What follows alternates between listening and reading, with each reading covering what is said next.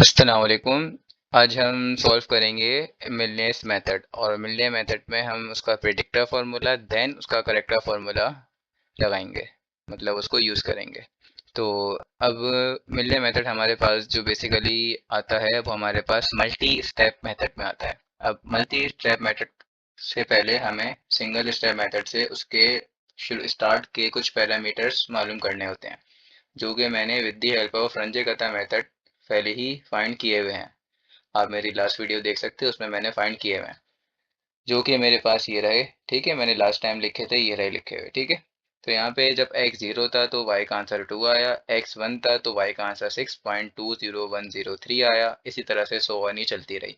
अच्छा, अब आप पूछ सकते हो मुझसे कि भाई ये रंजे कथा मेथड के अलावा भी हम किसी से कर सकते हैं। बिल्कुल कर सकते हो, लेकिन हम रंजे कथा मेथड इस वजह से लगाते हैं, एक तो उसका कन्वर्जन रेट अच्छा है, ऊपर से वो एज अ फंक्शन को फर्स्ट डेरिवेटिव यूज वो मतलब वो फर्स्ट डेरिवेटिव को एज अ फंक्शन यूज करता है। ठीक है, तो इस वजह से आपके पास जो रंजे कथा मेथड है वो इजी टू सॉल्व है, उसको आप इजीली सॉल्व कर सकते हो, आंसर जल्दी आ जाता है, तो आपको कोई प्रॉब्लम नहीं होती। तो ये वजह है, आप अगर किसी के भी रिसर्च पेपर या आप कोई कोई सी भी बुक्स वगैरह उठा के देते हो, तो आपके पास मल्टी स्टेप मेथड से पहले ज़्यादातर आपके पास जो यूज़ हुआ होगा वो आपके पास संजय कथा मेथड ऑर्डर 4 ही यूज़ किया होगा और उसी से स्टार्टिंग पैरामीटर्स उन्होंने फाइंड किए हुए होंगे। आप देखना चाहो तो आप देख सकते हो। तो हम यही पैरामीटर्स यूज़ करेंगे 0 1 2 3, और इसी के मदद से हम मिलने मेथड का प्रिडिक्टर और फिर करेक्टर वैल्यू मालूम करेंगे y4 पर। ठीक है, जाहिर सी बात है भाई, यहाँ पे हम n की वैल्यू क्या लेंगे, आप देखो इस फॉर्मूले में देख सकते हो, n की वैल्यू हम क्या लेंगे, 4 लेंगे। वो सॉरी, n की वैल्यू 3 लेंगे। क्यों 3 लेंगे कि भाई आप देख सकते हो यहाँ पे अगर आप 3 लोगे तो 3 + 1 होगा 4। ठीक है, अगर आप फॉर एग्जांपल 3 से छोटी कोई सी भी वैल्यू लेते हो तो आप देख लो आपके पास वैल्यू चली जाएगी माइनस में। यहाँ पे अगर आप 3 से कौन सी वैल्यू लेते हो, फॉर एग्जांपल 2 लेते हो, तो 2 - 3 ये तो -1 हो गया, तो नॉट पॉसिबल। तो आप ऐसे नहीं कर सकते, आप लोगे तो इसमें 3 ही लोगे। यही वजह है कि आपको स्टार्टिंग 4 पैरामीटर मतलब 0 1 2 3 ये आपको मालूम होने चाहिए। समझ गए? तो चलो फिर हम शुरू करते हैं। मैंने वही सेम क्वेश्चन लिया, उसके पैरामीटर्स हम फाइंड कर चुके थे, तो हमारे पास पहले से x0 y0 x1 y1 x2 y2 x3 y3 you वो पहले से ही मालूम था by the help of Runge Kutta method. ठीक है, तो अब हम सबसे पहले फाइंड करेंगे। अब देखो, चलो हम पहले फॉर्मूले में सबसे पहले तो मैं फॉर्मूला लिख देता हूँ। बाय अच्छा, फर्स्ट प्रिडिक्टर फार्मूला यूज़ करते हैं, उसके बाद करेक्टर फार्मूला यूज़ करते हैं, ये बात याद रखना। तो प्रिडिक्टर फार्मूले में मैं सबसे पहले तो फार्मूला मेंशन कर रहा हूँ यहाँ पर सॉल्यूशन में। एग्जाम पॉइंट ऑफ व्यू से आपको फार्मूला मेंशन करना ज़रूरी होगा। उसके बाद आप यहाँ पे n की वैल्यू लोगे, क्या लोगे मैंने आपको बताया था, n की वैल्यू पुट करोगे यहाँ पे 3, जब भी आपके पास बनेगा यहाँ पे y4। अगर आप n की वैल्यू यहाँ पे 3 लेते हो तो आपके पास 3 + 1 बन जाएगा y4। ठीक है, अब प्रिडिक्टर हटा दो, हमें पता है हम प्रिडिक्टर लगा रहे हैं, तो अब ये p हटा ही दो, कोई प्रॉब्लम नहीं है। अब क्या है, हम 3 - 3 करते हो तो आपके पास आंसर क्या आएगा, 0, तो y0 यहाँ पे आएगा आपके पास 4/3, फिर आएगा h। ठीक है, h, फिर उसके बाद 2, यहाँ पे आएगा fn मतलब n की जगह पे 3, फिर n-1 मतलब 3 - 1 2 आ गया, प्लस यहाँ पे आ जाएगा 2f 3 - 2 यहाँ पे आ जाएगा f1। तो आपको पहले f3 f2 f1 पता होने चाहिए, यही वजह थी आपको फर्स्ट 4 पैरामीटर्स चाहिए होते हैं। ठीक है, तो पहले आप मालूम करोगे f3। तो f3 कैसे मालूम करोगे भाई, f3 हमारे पास क्या होगा, बेसिकली f3 हमारे पास होगा, इस तरह से लिखा हुआ होगा। F3 छोड़ो, F2 F1 ये भी तो हैं, तो पहले F1 निकाल लेते हैं ना, हम F3 के पीछे क्यों पड़ गए, F1 निकाल लेते हैं। F1 हमारे का बेसिकली हुआ x1 y1। फंक्शन क्या है हमारे पास, ये पूरा का पूरा हमारे का फंक्शन बना हुआ है पहले से। ठीक है, तो इस फंक्शन में अगर मैं x1 y1 पुट करूं, जो कि है मेरे पास 4। अच्छा, पहले x1 y1 चलो लिख ही देता हूँ यहाँ पे वैल्यूज़ की। x1 की वैल्यू मेरे पास क्या आई है, आपके सामने है, ये रही। ये होगा x0, ये होगा x1, ये होगा x2, ये होगा x3। x1 की वैल्यू आपके पास आई है 1, और y1 की वैल्यू आई है, वो आपके पास सामने लिखी हुई है। तो जब आप यहाँ पे डालोगे तो आप लिखोगे 3, मतलब सॉरी x1 है ना, तो ये होगा 1,6.20103, मतलब x की जगह पे आप डालोगे 1 और y की जगह पे डालोगे 6.203। किस में डालोगे? वो जो हमारे पास मेन फंक्शन दिया हुआ था। फंक्शन क्या हमारे पास, मैं अभी लिख देता हूँ, 4e⁻0.8 x की जगह पे क्या डालोगे? x की जगह पे डालोगे 1 माइनस हाफ, और y की जगह पे डालोगे 6.20103। ठीक है, इसका आंसर आपके पास आता है 5.801648। ठीक है, आपके पास फंक्शन f1 का आंसर आपके पास आ गया। इसी तरह से आप फंक्शन 2 निकालोगे तो फंक्शन 2 क्या होता है आपके पास? x2 कॉमा y2 ही होगा, जाहिर सी बात है। फंक्शन 2, क्योंकि फॉर्मूले में फंक्शन 2 यहाँ पे यूज़ हुआ हुआ था। फंक्शन 2 फाइंड करो, जो कि आप यहाँ पे, अच्छा फंक्शन 2 की पहले वैल्यू भी लिख देता हूँ, उसके बाद सॉल्व करते हैं इसको।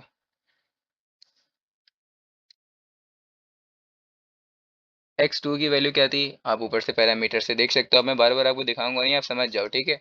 x2 की 2 आएगी, फिर आएगी 14.8624, यहाँ पे है 2, फिर है 14.8624। इसी तरह से आप फंक्शन में यहाँ पे x की जगह पे 2 पुट करोगे, 0.82 आ गया, माइनस हाफ, और y की जगह पे पुट करोगे 14.8624। ठीक है, इज इक्वल्स टू, इसको अगर आप सॉल्व करते हो तो आपके पास f2 का आंसर आ जाता है 12.38092।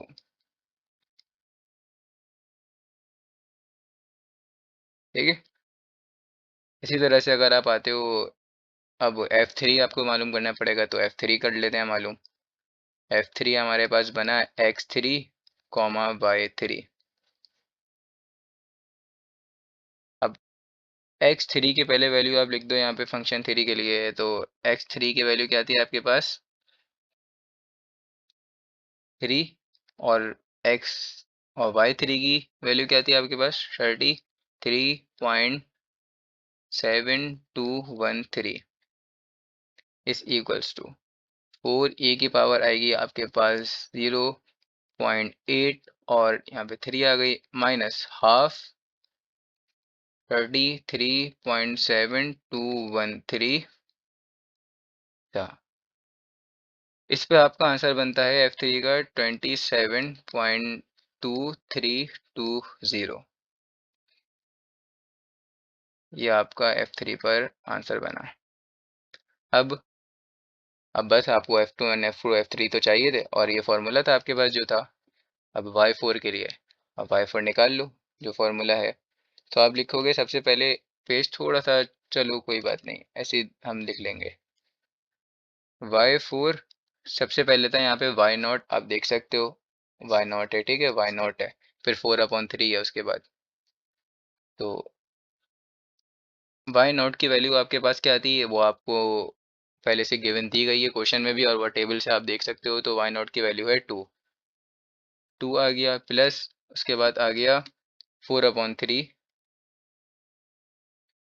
फिर आपके पास h की वैल्यू आपके पास है 1, फिर हम लिखेंगे 2, 2 के बाद था हमारे पास f3, देख सकते हो आप, ठीक है, ये देखो, 2 के बाद था f3, फिर f3 के बाद है माइनस, माइनस के बाद है 2, फिर प्लस, फिर इस तरह से। तो अब f3 की वैल्यू डालोगे आप, f3 की वैल्यू आपके पास क्या आ रही है? अभी अभी हमने निकाली है, ऊपर आपके पास शो भी हो रही है, जो कि है 27.2320।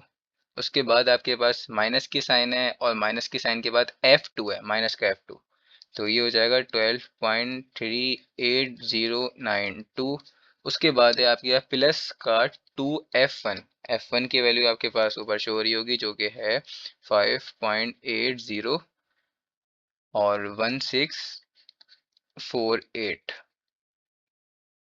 ठीक है, इस पूरे का आंसर आप निकालते हो y4 का, तो आपके पास आंसर बनेगा 73.581 8। ये आपके पास जो वैल्यू आई है ये आपके पास प्रिडिक्टेड वैल्यू आई है।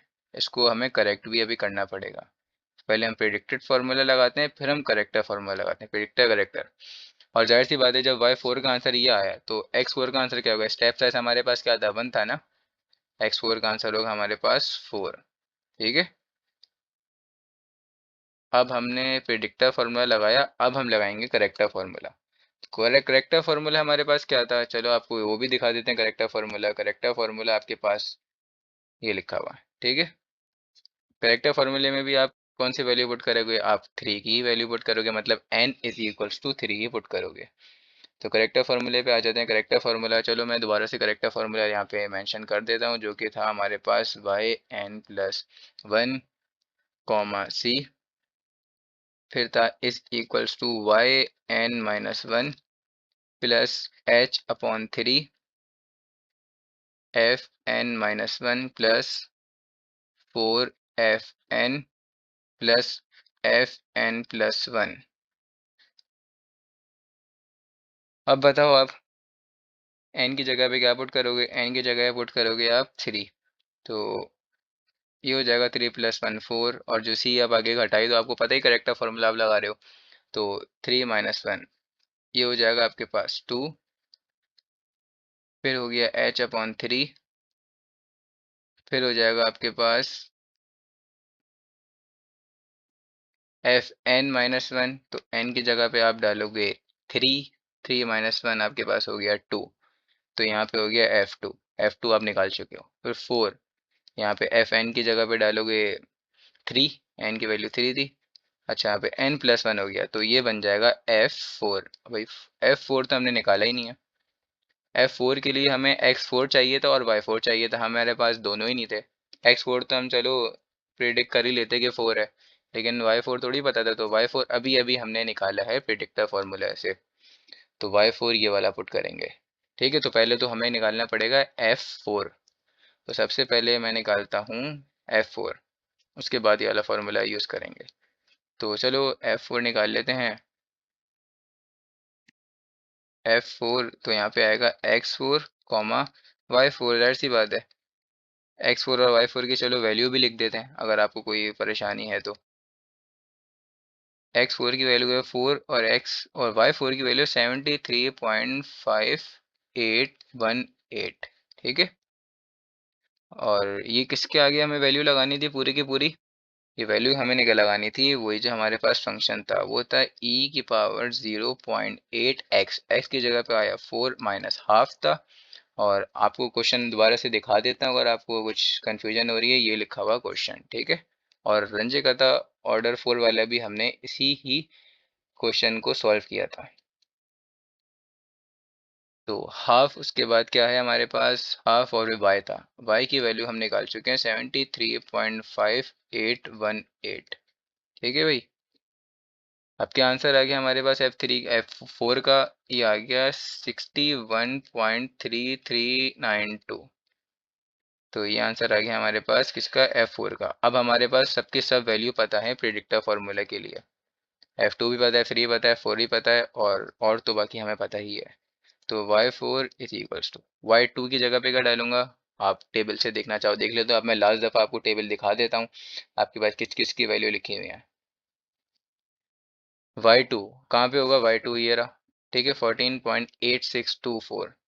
सही। इसी तरह से बस आप लिखते जाओगे और आपके पास आंसर आता जाएगा। और फॉर्मूला तो ये रहा आपके पास, आपको यहाँ पे मेंशन हुआ हुआ है।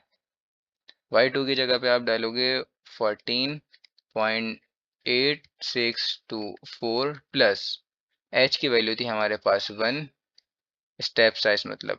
और f2, f2 हमने निकाला था, जो कि हमारे पास आया था 12.38092।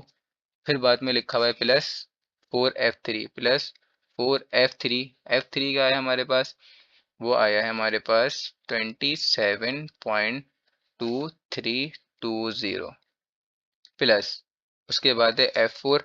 f4 अभी अभी निकाला है हमने, वो हैगा 61.3392। y4 का हमारे पास आंसर आ गया। ये हमारे पास करेक्टर फॉर्मूला था। ठीक है। 75.74510 y4 का हमारे पास आ गया। इस तरह से हम सॉल्व करते हैं मिलने मेथड। ठीक है, आप चाहो तो आपको स्टार्टिंग से दिखा देते हैं जहाँ से शुरू हुआ और कहाँ पे ख़त्म हुआ।